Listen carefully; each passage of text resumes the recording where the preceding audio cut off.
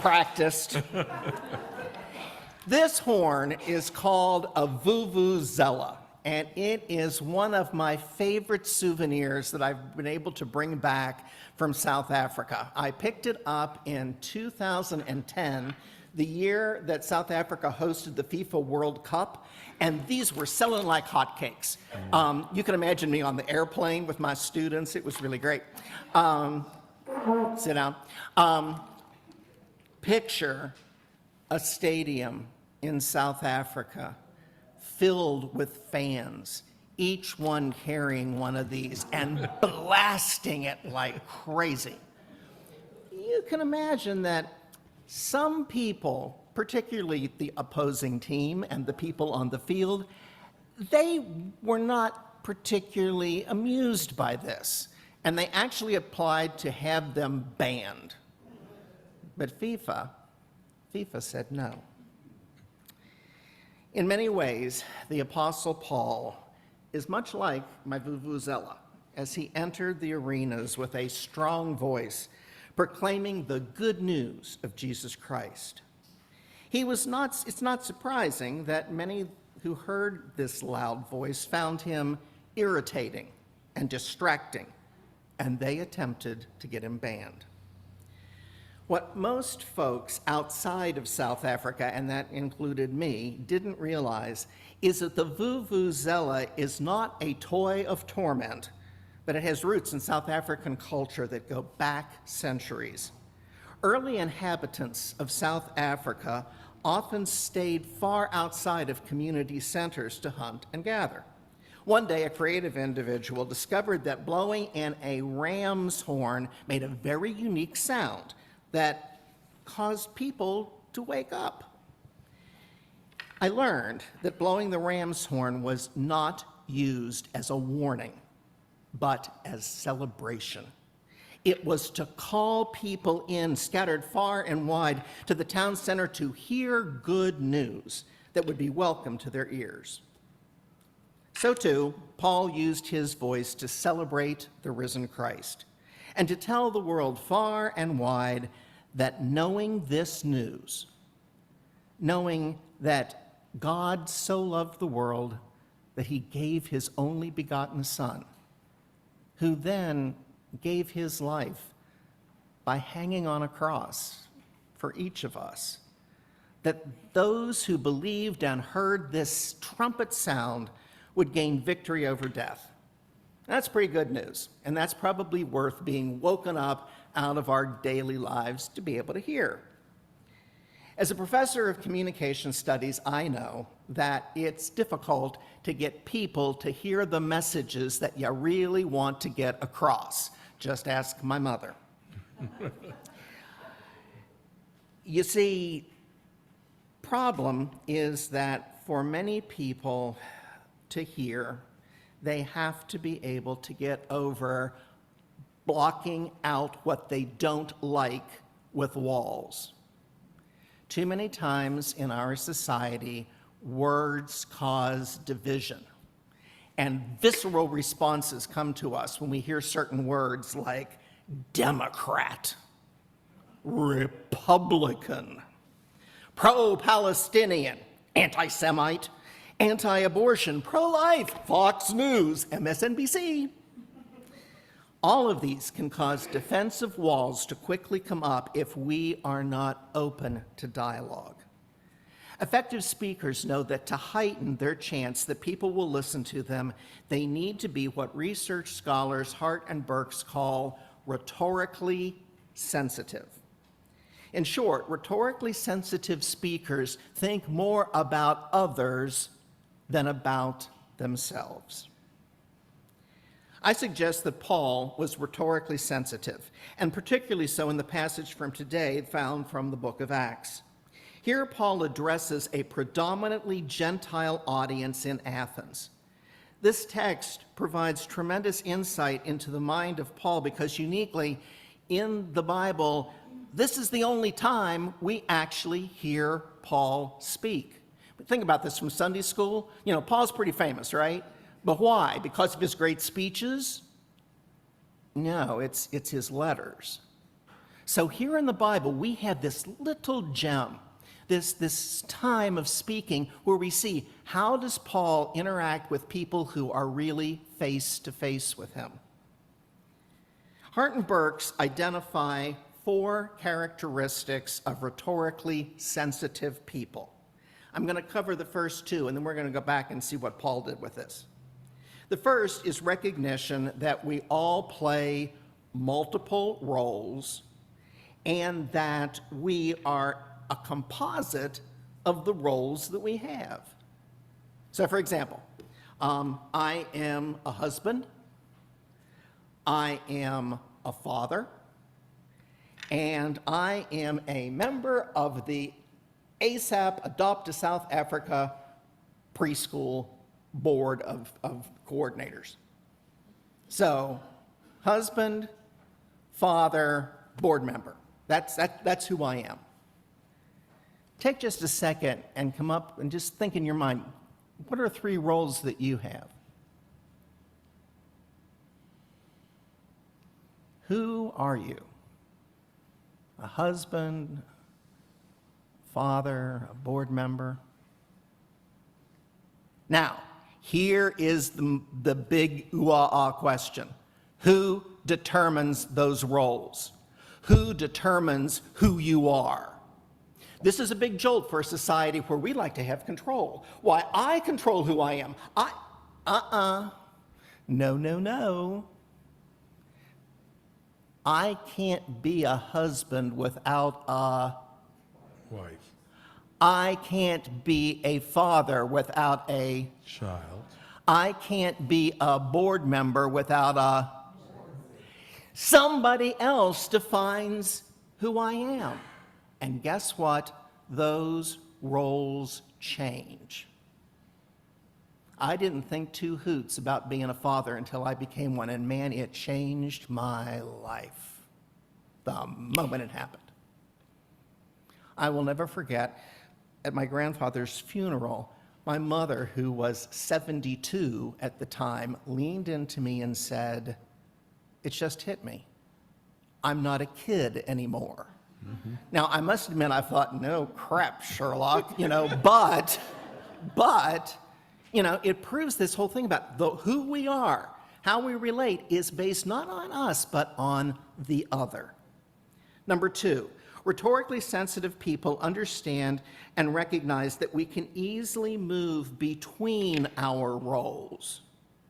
I can be a best friend, I can be a subordinate, I can be a dad, and I can do them all at the same time while even chewing bubble gum. But the problem that communicators come up with is when they react to someone outside of the role that exists. If you ever talk to your mother in the tone that you use when you're disciplining a toddler, you know exactly what I mean. It will not go well. Paul enters into his ministry first as an aggressor. Remember, he's a tax collector. He persecutes the people that he is now trying to affirm.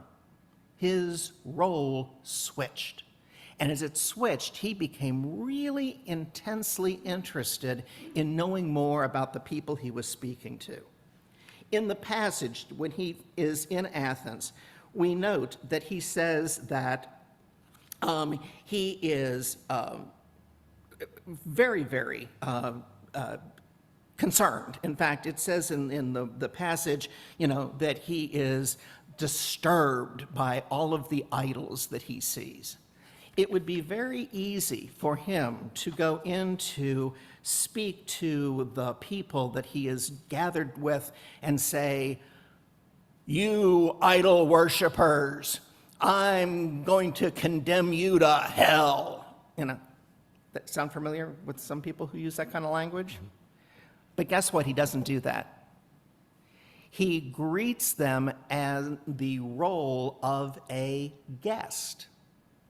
He says to them,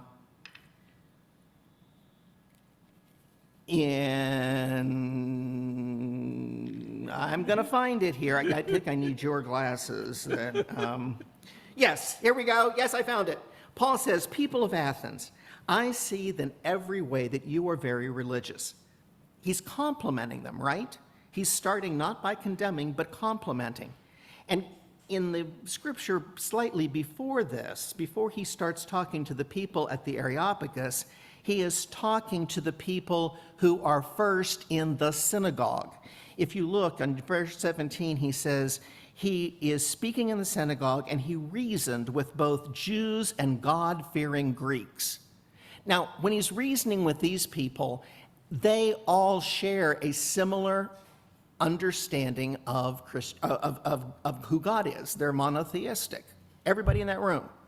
When he goes out to the other more populated area in the Areopagus, which is located on Mars Hill, one of the highest points in Greece, he does something really unexpected by being able to talk to them about how he understands their culture. He basically ties into a widely held cultural understanding with his audience in verse 23 when he says, "For as I walked around and looked carefully at your objects of worship, I even found an altar with this inscription, 'To an unknown God.'" In Athens, historians tell us that many centuries before, there was a horrible plague that was ravaging the city. And the Athenians all prayed to their gods, one at a time, and no god was answering them. And they thought, what's happening? And then it dawned on them, wait, there must be a God that we don't know about yet, and if we just pray to that God, all the problems will be taken care of. So they didn't have a name, and they thought, we'll just call it the unknown God. And they built an altar, and they put it on Mars Hill, and they prayed, and the famine, the disease, the pestilence was gone. So they valued this unknown God, these people in Athens. And when Paul said, I see one of your gods that you pray to, isn't that great? I think that's wonderful. I pray to that God too, and let me tell you who that one God is. And then he begins to talk in verses 23 to 30 of how this unknown God is the God of all creation and the God who brought us Jesus Christ.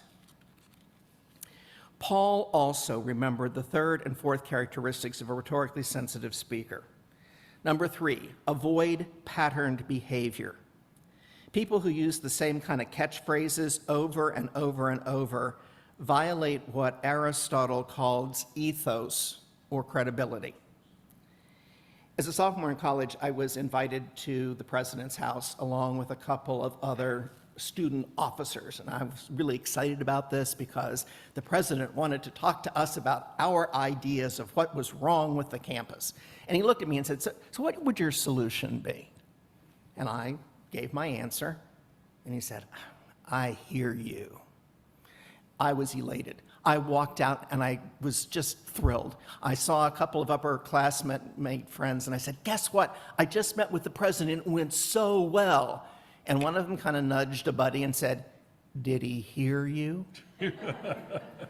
I'm like, well, yeah. I talked to him. I said, yeah. I said, did he listen to what you said or did he hear you? And it then became pretty evident that this individual was known for saying on every subject, oh, I hear you. Now, the follow-through wasn't very good, and his popularity as a president wasn't particularly noteworthy. He failed to take action. Paul took action. He didn't speak in cliches or patterned behavior. He shared new insights with his audience, which helped to some engage. Number 4, distinguish between what can be said and what needs to be said. Ever hear somebody say, I need to get that off my chest? Why? For whose purpose? For whose benefit? Just because we think something does not mean we need to say it. and rhetorically sensitive speakers recognize this difference. That said, rhetorical sensitivity does not mean hypocrisy. Often what needs to be said is not what's wanted to be heard. The number one cause of harm to college students, whether it's Princeton or ABC Community College, is alcohol and substance abuse. No one ever wants to hear someone tell them, "You've had too much to drink." A true friend, however, will speak truth, not to condemn or gotcha, but out of a relationship of friendship, the genuine care for somebody else. It takes a lot of guts to take someone's car keys away from them, and it opens you up as an individual to a lot of anger in that moment and ridicule. But the end goal, if it's to be the role of a true friend, calls for taking a more difficult path. Paul epitomizes a rhetorically sensitive person. No one wants to be told that their religion, their faith, their style of life is misguided and wrong. It would have been so easy for Paul to have stayed in the synagogue in Athens, where he had a much more familiar audience. But because he cared so much for the betterment of humanity, he put himself into contexts like the Areopagus on Mars Hill to sound the trumpet of good news. Today we get to celebrate another messenger of good news, the news of justice, equity, and peace. Nelson Mandela found himself in a public square that did not necessarily want to hear his messages. Some found him irritating and disturbing, and they wanted him banned. And so for 19 years, they put him away in Robben Island. His childhood upbringing in the Methodist Church gave him a foundation that he needed to embrace the Bible and the message of God's love through Christ. In his autobiography and in works by other biographers, it is accounted that Mandela regularly read the Bible almost on a daily basis during his imprisonment. And Scripture helped to form his admiration of Christ and the Christ-like acts produced by Gandhi and Martin Luther King. When Mandela assumed the presidency of South Africa, he borrowed the strategy of seeing value in everyone and finding points of connectivity that can lead to greater unity. The award-winning film Invictus, with Morgan Freeman in the starring role, depicts this by Mandela's insistence, to understand the unknown God, to find that unifying force. In the film, the character of Mandela showcases the national green and gold Springbok team. And eventually, when they win the world championship, it gives common ground for unity across the white, black, and colored residents of that country in a way that few other concepts could. Mandela tirelessly championed educational opportunities. He once said, "Education is the most powerful weapon which you can use to change the world." To this end, he prioritized public education, and that was not an easy accomplishment. You have to realize the apartheid government used education as a weapon to instill their values. So for almost a whole generation of young people in South Africa, education, schools, were to be feared and to be pressed upon. But Mandela said those days are over. And as you heard just a few moments ago, he actively sought to reach young preschool children as well. It's never too early to begin. Like Paul, Mandela continued to sound the trumpet, and improvements occurred. It is easy for Westerners to hold pity for young people in South African Township who have so little means and resources, and they perceive that they will never find the success of their counterparts in America or in Europe. Yet, in my privileged nearly 3 decades of interaction with these children, I am consistently amazed at how virtually every young child I meet can speak 3 languages. I will never forget when a little child looked up at me and said, "How many languages do you speak?" This is one of the many reasons why I am so proud to be part of the Adopt a South Africa preschool program. Embracing Mandela's passion for education, the educational toys that ASAP provides these preschool children, coupled with the training that young adults receive on how to use these materials, is improving lives. You'll see it by looking at that short video. It is astounding. When we got to travel there in 2024, we saw with our own eyes what difference it is making. Every child on every continent should have an ASAP working with them. The Bible tells us that Paul didn't score an A+ or a 1/100 in Athens that day. Verse 23 reports that when they heard about the resurrection of the dead, some of them sneered. But others said, we want to hear you again on this subject. Thanks to the rhetorically sensitive Paul, who knew that he played multiple roles, that he was flexible in moving between them, that he avoided cliches and stylized behavior, and that he recognized the difference between what can be said and what needs to be said, even if it's not always what you want to hear. Some of the people who heard him became followers, and they believed. Those heard the trumpet.